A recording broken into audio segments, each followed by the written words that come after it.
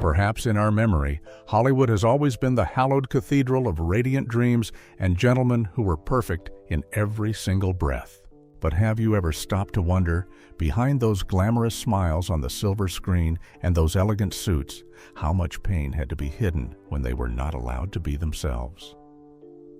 Men who were once icons of masculinity for an entire generation were in fact trembling as they hid passionate yet dangerous same-sex affairs under the ruthless grip of the studio moguls. On a silent summer night in 1966, right by his deathbed, Montgomery Clift drew his final breath and left behind a deathbed memoir titled My Soft Whispers, powerful enough to shake the entire world. According to the secrets discovered by his loyal personal assistant, who clandestinely hid this document immediately after Monty's death before the studio tycoons could destroy it, these are the private narratives of the Melancholy Prince of the silver screen, sent to the 6 most famous and charming actors of that era, the secret same-sex lovers who waltzed with him between the heights of glory and the depths of shame. Do not take your eyes off the screen, because what you are about to hear is not merely a romantic scandal, but the painful hidden corners of human beings who were forbidden from living truthfully, a place where they had to trade love to maintain a false peace, enduring silent loneliness amidst the admiration of the whole world. In today's video, I want to invite you to join me in opening these never-before-published memoir pages. Are you ready to travel back in time with me to see through the pain of souls who had to strangle their own same-sex love, the clandestine kisses behind the scenes, and the desperate vows in the darkness?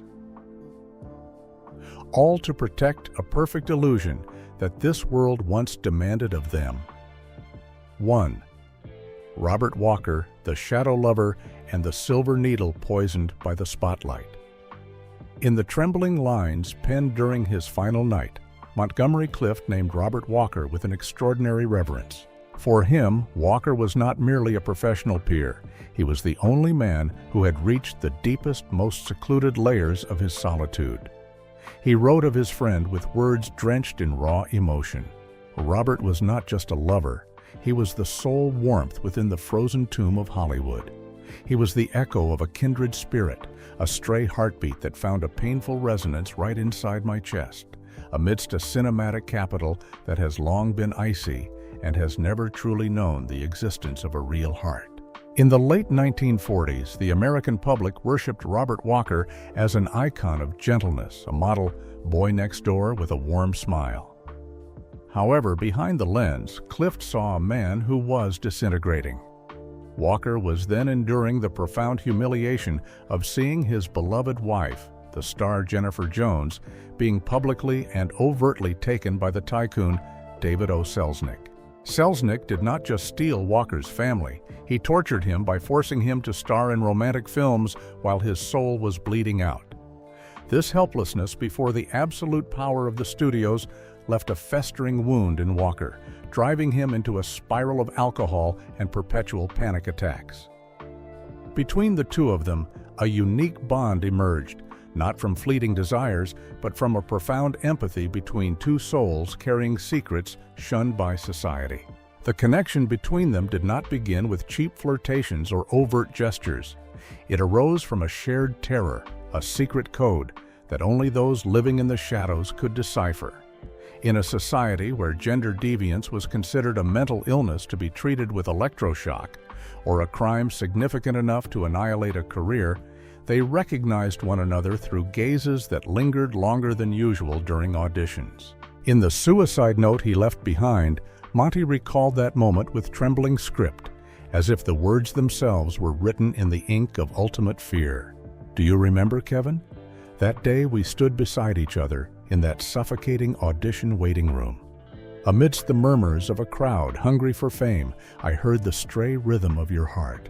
It trembled like a cornered beast, resonating with my own profound loneliness.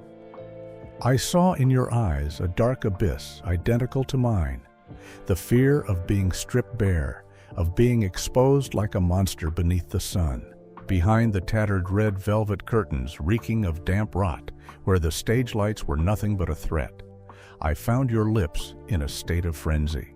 It was not love at first sight. It was the recognition between two cursed souls clinging to each other to avoid falling into the void. We loved each other through terror before we could love with our hearts, transforming the backstage shadows into a dark cathedral, the only place we were permitted to exist without that lying mask. They met for the first time at an elite party in Bel Air. In a space heavy with the scent of expensive perfume and artificial laughter, Robert Walker sat silently alone in a corner of the library, his hand gripping a glass of bourbon. His eyes were glazed with exhaustion, following the rounds of forced psychological treatments that the studio compelled him to undergo to correct behaviors deemed deviant. When their eyes met, Montgomery Clift realized this man was also a fugitive, just like himself. The conversation began with a simple yet profoundly understanding question. "You're tired too, aren't you?" That was the beginning of a love affair that both knew would only lead to tragedy. The conflict began to escalate as the fixers of the studio began to sense something unusual. Meetings at dilapidated motels along Highway 101 were no longer safe. One night, in a torrential downpour at a remote rest stop, they were nearly caught by a studio morality agent trailing Walker. The terror of having their true selves unmasked, of being stripped of their careers and imprisoned for crimes against faith, drained the strength of both men. Robert began to fall into states of delirium. He would frequently scream in the night because he felt thousands of eyes staring at him through the cracks in hotel doors. There were long nights where Robert stayed awake to tell Clift of his ultimate fear. He was terrified that if this secret were exposed, Selznick would use his power to erase him from the public memory, turning him into a madman in the eyes of his children. Clift could only hold him in silence, feeling the racing heart of a man being strangled by his own aura.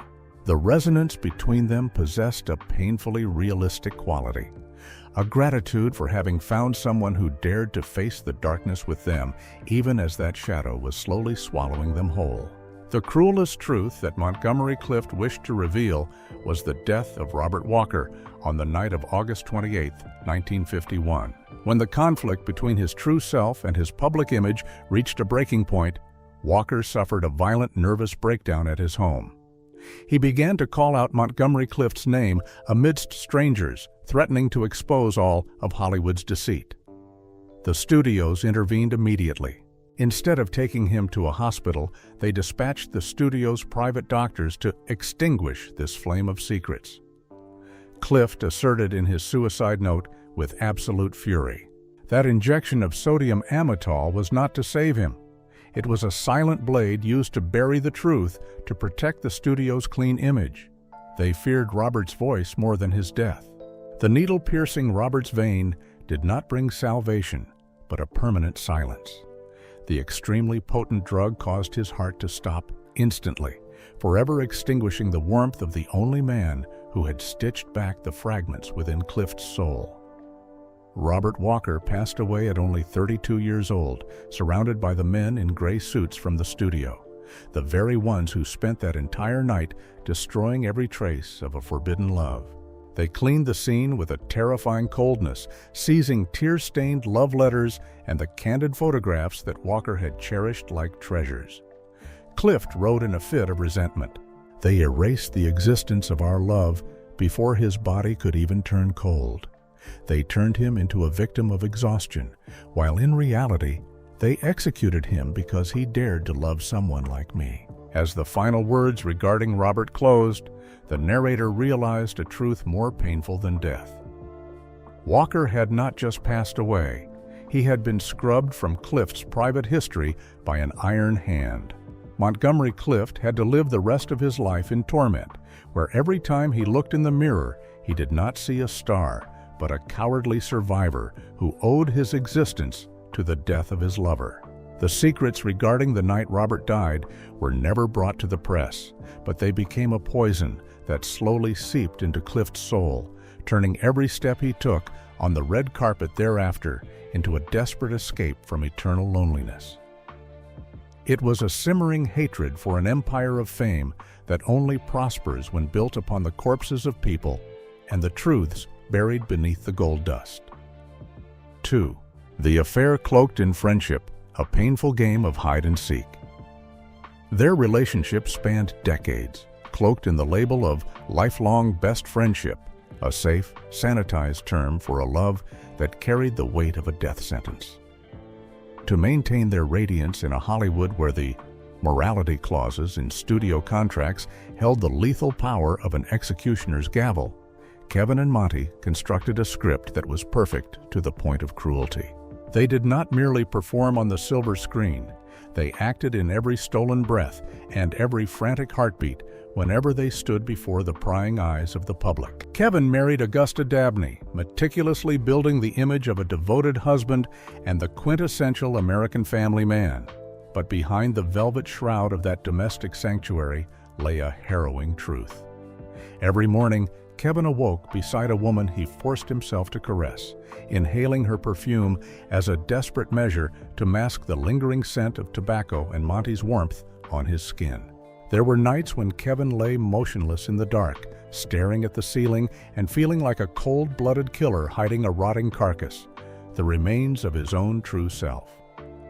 He loved Monty with a fervor so absolute that he was willing to transform his wife into a living prop, a hollow mannequin in the grand, tragic play of his life.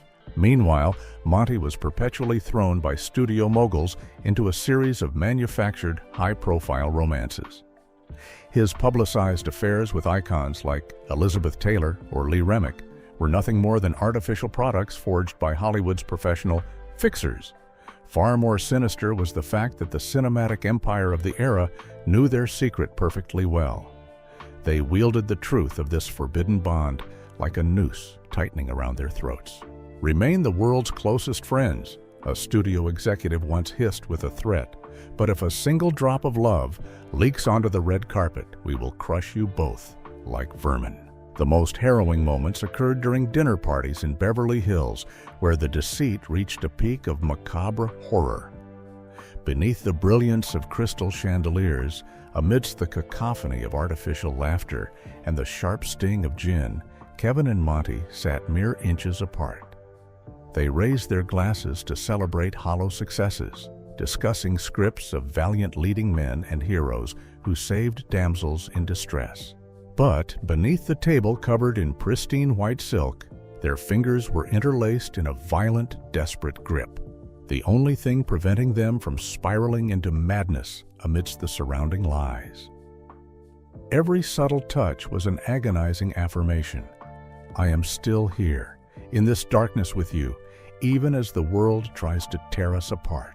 The psychological torture unfolded daily, like a dose of poison seeping into their very marrow.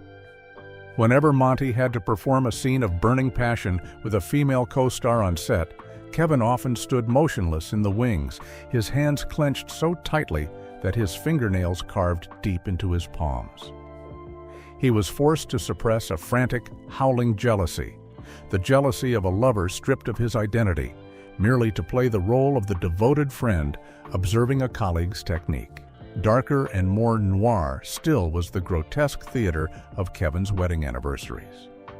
Monty was always the first to arrive, bearing expensive gifts and wearing his most radiant smile.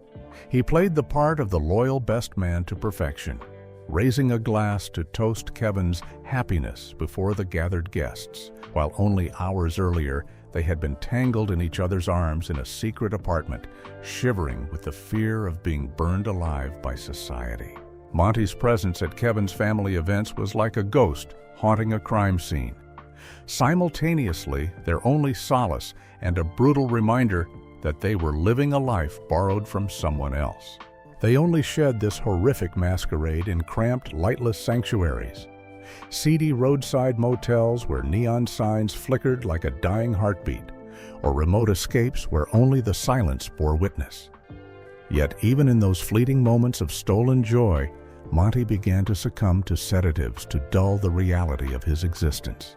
He would often gaze at Kevin with eyes clouded by drugs, and he whispered a sentiment that would later haunt his suicide note. You know, Kevin, look deep into this darkness. Our love never possessed the rosy pink of cheap stage plays. It was the somber gray of fugitives, the vivid red of the betrayal we trampled upon innocent women, and the ultimate black of a bottomless despair.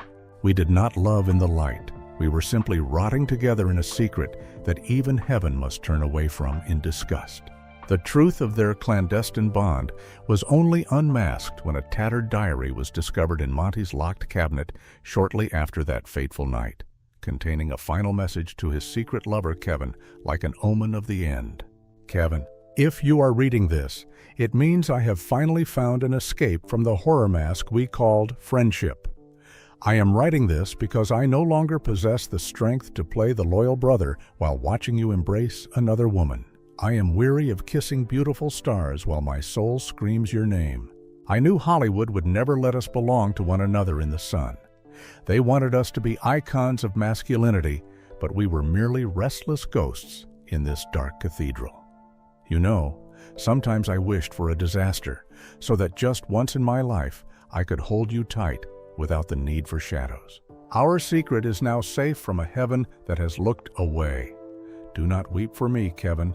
Continue to wear that mask to survive. I go ahead to find a place where love is not a crime, to wait for you. Live for me, the one who loved you with all the terror of a cursed soul. On a fateful night in 1956, following a late party, Monty's brand new Chevrolet veered sharply into a utility pole on a winding mountain road, transforming into a horrific mass of twisted iron. Kevin McCarthy, who always followed at a distance to protect his lover, was the first to reach the carnage. In the dim, sickly glow of the headlights, Kevin cradled Monty's convulsing and blood-drenched body. Amidst the heavy stench of gasoline and thick smoke, Monty's angelic visage was found to be catastrophically destroyed. He screamed his name in a void of despair, his tears mingling with the fresh blood that stained his shirt crimson. The world later exalted this image as a symbol of noble friendship. In reality, it was the most harrowing moment for two lovers. Monty drew his last breath in Kevin's arms, just as the truth of their bond remained unacknowledged by the world they left behind. 3. Richard Cromwell, the lover who stole innocence. If Hollywood is a stage of dreams, then Richard Cromwell was the man who taught Montgomery Clift a devastating lesson. For that dream to survive, your soul must be shredded while it is still a mere seedling. This is the darkest chapter of his life, a psychological horror film beginning in the biting chill of New York in 1935, where a guileless teenager stepped into the velvet trap of an elegant gentleman. In the winter of 1935, Broadway was a labyrinth of hollow hopes and subterranean perversity. Montgomery Clift, only 15 years old at the time, possessed a purity of beauty so profound it made observers catch their breath. He stood there in the smoke-filled waiting room of the Brooks Atkinson Theater, his hands trembling as they gripped a script for the play Fly Away Home. Richard Cromwell entered like a deity. At 25, he was the rising star of Columbia Pictures, fresh from his triumph in The Lives of a Bengal Lancer. Cromwell gazed at Monty not with the eyes of a seasoned colleague, but with the ravenous hunger of a predator scenting untainted innocence. He approached the teenager at Stewart's Cafeteria in Greenwich Village, a clandestine refuge for the artists of that era. With silver-tongued promises of stardom and protection, Cromwell transformed himself into the only mentor Monty trusted implicitly. But the 15-year-old boy could never have imagined that this very trust was his one-way ticket to hell. The truth of Monty's identity was stripped away, layer by agonizing layer, in a Central Park West penthouse, a space thick with the heavy scent of hard spirits and aged oak. Cromwell did not teach him the craft of acting. He taught him how to mask self-loathing through a regime of harsh psychological conditioning. He dragged Monty to subterranean dens hidden behind Christopher Street bookshops, the infamous Twilight World. In the flickering candlelight of those damp basements, where men huddled in terror of the police paddy wagons, Monty first glimpsed his kind, That reality struck like a waking nightmare in broad daylight. Cromwell coerced Monty into acknowledging his sexuality through a gauntlet of humiliation and force. He used the boy's budding secrets to strangle his spirit. "Look, Monty, the world out there will burn you alive if they learn what you are. Only I know how to make the monster inside you look like a perfect gentleman." This revelation brought no liberation. It was the start of a life sentence within his own skin. Their affair seeped into his marrow like a slow-acting poison. Cromwell rendered Monty an emotional puppet, a slave to manufactured gratitude. He taught him how to play the role of a man, how to flex his muscles, how to cast looks of feigned desire at women on set, while deep inside he felt only a profound revulsion for his own existence. The shadows deepened into a tragic climax as Richard Cromwell wielded his studio influence to forge a cage of iron with no escape. During the frigid New York nights of 1938, Richard often forced Monty to sit across from him in a smoke-veiled study, fingering Columbia Pictures contracts as if they were sharp blades held to his throat. He did not hesitate to weigh the angel's blossoming career against his own demands, turning every role into a transaction for his soul. Monty was coerced into attending debauched elite parties in the Hollywood Hills, where studio moguls appraised young actors like livestock. Richard did not stand there to protect him.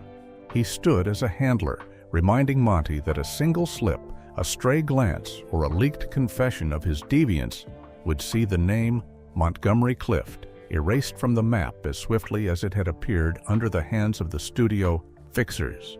Cromwell weaponized the draconian Hays Code into a stalking phantom, forcing Monty to kneel in submission for the price of a lying silence. Monty wrote in trembling script during the filming of Jezebel, "Richard's love for me is a black mire of filthy temptations and promises. He does not love me. He loves the destruction he inflicts upon me. He forces me to date starlets to shield his own secrets, while at night I must kneel at his feet to beg forgiveness for a sin he himself branded upon my soul." This devastating first love ended as Monty matured and attempted to flee Cromwell's grip for his own path in Hollywood. But his soul had been missing a vital piece ever since. Richard Cromwell stole his innocence and replaced it with an eternal phantom of suspicion toward any man who would touch his life thereafter. Montgomery Clift passed away carrying the agony of the man who turned his life into a wound that never healed in the shadows of the wings. If anyone is reading these lines, know that I died at 15 in Richard Cromwell's gin-soaked Manhattan apartment. He taught me that love is a pact with the devil, where my masculinity was priced by the supreme ability to deceive. Richard led me into the darkness, not so I could see who I was, but so I could see how filthy I was in the eyes of God. 4. Farley Granger, Hitchcock's muse and the king of the twilight parties.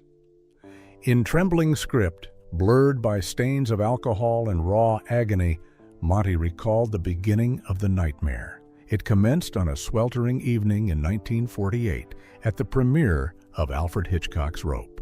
Beneath flashbulbs that blinded like lightning strikes tearing through the night, and amidst a forest of paparazzi lenses, two icons of the new masculinity, Montgomery Clift and Farley Granger, stood together for the very first time. Farley Granger appeared as a fallen angel possessed of a decadent beauty, his lips always curled in a seductive half-smile, his eyes shimmering with a calculated, empathetic facade. As they stood beside each other before the roar of thousands, in a space thick with the scent of expensive perfume and heavy smoke, Farley did not merely lean in. He let his lips graze Monty's ear, leaving behind a haunting warmth that reeked of a premium martini. "Dear Monty," Farley whispered, his voice as sweet as poisoned honey, yet as smooth as a love song. "You are tired of bracing yourself in this hero's armor, aren't you? Stop straining. I see the real human being behind those melancholic eyes. Do not fear the darkness. Let me lead you to a place where we do not need to run, where you can shed this suffocating suit and truly breathe. Do you dare to taste the forbidden fruit with me?" That, according to Monty, was a siren's call, a sugary temptation that struck directly at the core of his ultimate loneliness. Farley did not see only the movie star Montgomery Clift. He reached out like a savior, promising a secret heaven for discarded souls. That masterfully crafted flirtation made Monty, who had always lived in a state of suppression, feel a violent attraction. He planted a blind faith in Monty's heart that this was true love, never suspecting it was actually the first brick laid in the construction of his life's prison. Following that red carpet night, Farley Granger quickly revealed himself not as a savior, but as the gatekeeper of hell. He became the guide who plunged Monty deep into the ruthless shadows of Hollywood, entering the Twilight Circle, a dark underground network reserved for A-list male stars. These were the men who, by day, were the embodiment of the American dream and model masculinity, but by night became commodities priced for the brutal sexual negotiations of the most powerful moguls. It was a cold October night when the salt mist from the Santa Monica Sea crept through the palm trees, obscuring the entrance to a Spanish Renaissance villa perched precariously on a cliffside. There, time seemed to stop, and morality was a luxury concept. Vivid pink neon lights flickered through thick clouds of cigarette smoke, mingling with the sobbing notes of a saxophone from a gramophone, creating an atmosphere that was simultaneously opulent and reeking of despair. This villa had no windows facing the outside world. It was a silent fortress guarded by the studio's hulking security. Hounds, paid handsomely to ensure that whatever transpired behind those oak doors would vanish into the void before sunrise. The discovery of their clandestine bond did not come through romantic confessions, but through a ruthless initiation. Here, Monty witnessed Farley, Hitchcock's cursed muse, performing filthy sexual transactions with studio moguls to secure roles in blockbuster projects. Farley felt no shame. He relished the grime as a way to assert power. He mocked Monty's innocence. "We do not love here, Monty. We are merely performing a transaction with the devil to keep our names on the marquee. Love is for the poor who have nothing to lose. And us? We are fake gods." Their relationship grew out of frenzy and defiance. They conducted their affair right under the noses of the fake wives the studios arranged with military precision. Monty often appeared with Elizabeth Taylor, while Farley walked arm in arm with Shelley Winters. But beneath the shimmering candlelight of dinner parties at the moguls' estates, a subterranean war was raging. Underneath tables draped in pristine white silk, Farley's polished leather shoes would slowly glide up Monty's calf, a dangerous provocation in the presence of men who could annihilate their careers with a single snap of their fingers. They exchanged scraps of paper with the addresses of the most dilapidated motels in the slums, where the scent of mold and the scurrying of rats were the only witnesses to kisses flavored with humiliation. For Farley, the danger was the ultimate aphrodisiac. He delighted in turning real life into a living version of Strangers on a Train, where he played the psychological killer, and Monty was the cornered victim. There were nights when Farley forced Monty to act out the roles of abused characters from Hitchcock's scripts right in the bedroom, transforming sex into a psychological execution. The climax of this cruelty unfolded in the winter of 1952 during a clandestine trip to Venice under assumed names. That night, Venice was drowned in a thick fog and the stench of rot emanating from the black, stagnant canals. Farley led Monty on a walk across desolate stone bridges, promising an evening of true freedom.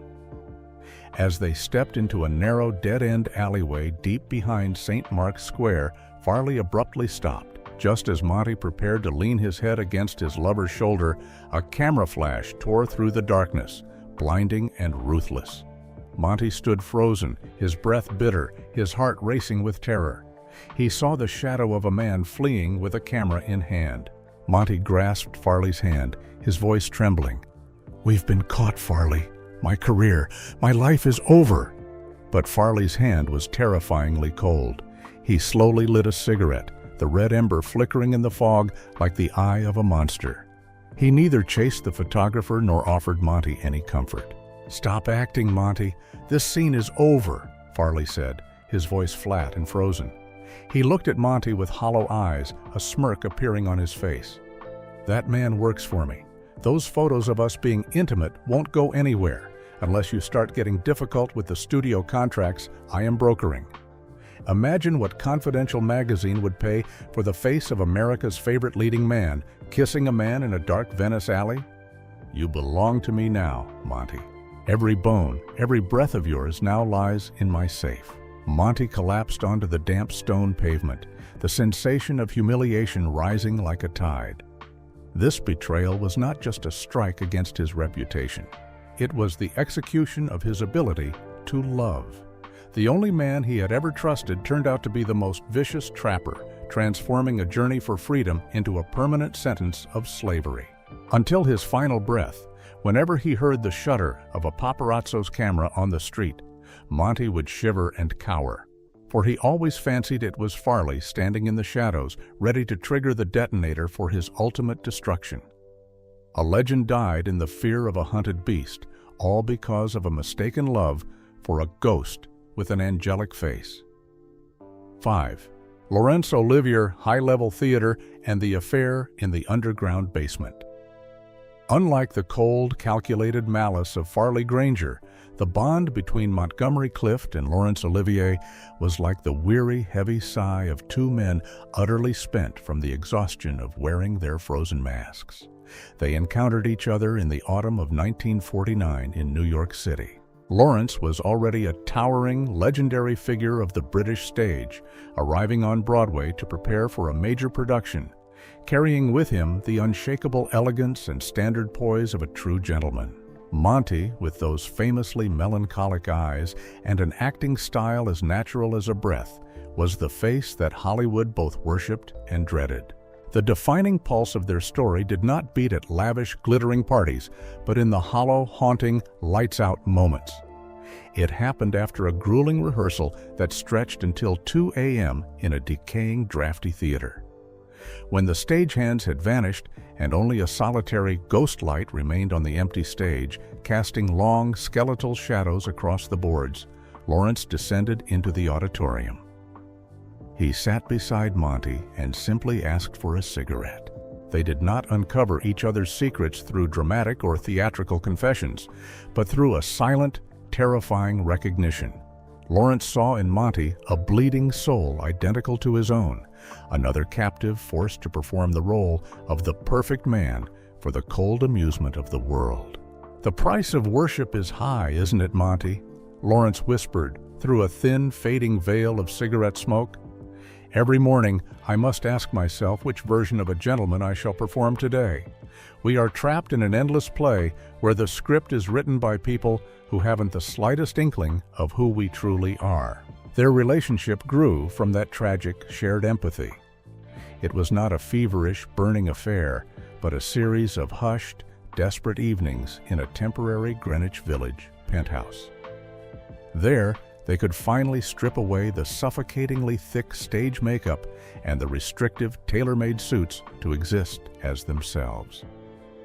Laurence was captivated by Monty's method, a raw, visceral style he hungered for but never dared to touch, fearing he would lose his polished, aristocratic poise. In Laurence, Monty found a father figure, a mentor, and a lover who could shield his agonizing fragility. But this love was poisoned from the start by Laurence's absolute devotion to his own crown. He maintained a model family with Vivian Leigh, his exquisite wife, who was slowly spiraling into the abyss of her own depression. Laurence carried a crushing weight of guilt, not just for the betrayal, but out of a primal terror that a single scandal would annihilate the reputation he had spent a lifetime constructing. The most chilling development came when Laurence decided to become the ultimate traitor to preserve his public image. In 1951, as media scrutiny regarding his marriage intensified, Laurence chose to coldly erase Monty from his existence. There was no formal parting, no final conversation. He simply vanished into the fog of fame, leaving Monty abandoned amidst the embers of a newly kindled hope. Laurence feared that if he continued, His gentleman's mask would shatter before the prying eyes of the public. In his final desperate suicide letter, Monty penned words of profound sorrow for Lawrence. Larry is no demon, but he is a loyal prisoner of his own fame. He loved his shadow in the public eye more than he ever loved the real me. If Farley Granger stole my trust, then Laurence Olivier stole the last shred of my self-respect. He taught me that even the most brilliant men will choose a lie if it helps them keep their crown. We shared moments that were the most real of my life, but in the end, he viewed them only as a rehearsal for a role that would never premiere. He retreated to his palace while I was left discarded in my own darkness. The final secret Monty took to his grave was a short, curt note Lawrence had sent him, demanding he destroy every photograph and letter they had ever exchanged to protect the honor of both. This demand extinguished the last flickering spark of love in Monty's heart, turning Olivier into the gatekeeper of a prison that was invisible, yet utterly ruthless. 6. James Dean, A Clandestine Kiss and the Fateful Drive at the Edge of the Malibu Abyss. In 1951, Manhattan was paralyzed by a bone-chilling winter frost, but inside Jerry's Bar and Grill, a dark den nestled near the corner of the actor's studio, the atmosphere was thick with the scent of rebellion. James Dean was nothing then, just a nameless drifter in a frayed leather jacket, his face perpetually smudged with the grease of the motorcycles he worshipped. He did not possess the polished, shimmering veneer of the A-list stars of the era, but his eyes held a deadly, predatory intensity. While Monty, who was by then a radiant star following the immense triumph of A Place in the Sun, sat huddled in a dark corner nursing a cup of cold black coffee, James made his move. He did not use the hollow, practiced social pleasantries Monty was accustomed to hearing at elite parties. James stood there, radiating the raw scent of leather mingled with gasoline and cheap tobacco. He leaned in low, his eyes fixed on Monty's exhausted face, and whispered words that made Monty feel as though his very soul had been stripped bare. "I've stood at the back door of the actor's studio for 3 straight nights just to watch you rehearse, Monty. I've seen you play the loner 100 times. And I know that under that gentleman's suit, you are craving to scream from your own shame just as I am. We are the same breed of chained monster, aren't we?" That ruthless confession was not an assault, but a silent recognition of a hidden sexuality between two men bound by a shared agony. Their relationship was not forged from romantic verses, but from late-night motorcycle chases down Sunset Boulevard and kisses that carried the bitter sting of bourbon in seedy motels along the Pacific Coast Highway. To James, Monty was a divine obsession. He worshipped Monty to the point of mimicry, adopting every gesture and vocal cadence in his rehearsals for Elia Kazan's East of Eden, a role James feared he would never perform with the caliber of his master lover. The darkest moments occurred when James would sneak into Monty's dressing room at the Warner Brothers lot. In the thick, heavy darkness, amidst theatrical costumes and the scent of cheap grease paint, James would challenge Monty's fragile safety with a form of insane recklessness. "Monty, let them see us. Let all of Hollywood witness the same-sex corpse they try to mask every day with their artificial glory," James would howl during his drunken rages. The most dramatic turn of this affair took place in the summer of 1955 on a jagged cliffside hanging over the Malibu Abyss. James forced Monty into the passenger seat of the fateful Porsche 550 Spider. Amidst the frantic, deafening roar of the engine, James floored the accelerator, hurtling toward the very edge of the precipice, simply to see if Monty dared to plunge into the void with him to live truthfully with his own identity. James's maniacal laughter, echoing against the crashing waves far below the Malibu cliffs, shattered Monty's final ember of hope for a genuine love between men. Ultimately, James Dean met his end on September 30th, 1955, at Cholame, California, becoming an immortal icon with a face that would never grow old. The most agonizing truth revealed in Monty's final suicide memoir was that the studio moguls orchestrated his appearance at James's funeral as a model mentor, while in reality, his heart was utterly destroyed by the betrayal of the clone he had once loved. Monty wrote of James Dean with a sorrowful resentment. Jimmy was the king of lost souls, but in truth, he was merely a shattered mirror reflecting my own shame. He loved his rebellion more than he loved the real me. He transformed every kiss into an action sequence, every embrace into a suicide pact. If Laurence Olivier stole my self-respect, then James Dean stole the final bit of courage I had to be myself. He taught me that in Hollywood, even love is just a spectacular explosion meant to serve a legend. We danced on the knife edge of life and death, but when he fell, he dragged my soul down into the pit of silence with him. The final secret Monty carried to his grave was a telegram he received from James in Salinas just before the accident, containing a single bone-chilling line. "I will wait for you on the other side of the lie." It was a promise that turned James Dean into the most haunting jailer, stalking Montgomery Clift's mind until his very last breath. The Chronicle of Montgomery Clift and his Welsh shadow lovers was never merely a collection of buried romantic scandals. It served as a jagged mirror reflecting the ruthless reality of an American era, a time when masculinity was worshipped with religious fervor, and any deviation was hunted down like a lethal pathogen that had to be scorched from existence. Monty chose a lifetime of silence to safeguard his shimmering aura, but through these final haunting words, he left behind a costly lesson regarding the only salvation left, the absolute right to live truthfully as oneself. If this silent tragedy lurking behind the blinding Hollywood lights touched your heart, please press like and subscribe to the channel to ensure you do not miss the next descent into the secret files. Thank you for walking with us through the cold darkness of the spotlight. We will see you in the next chilling chapter.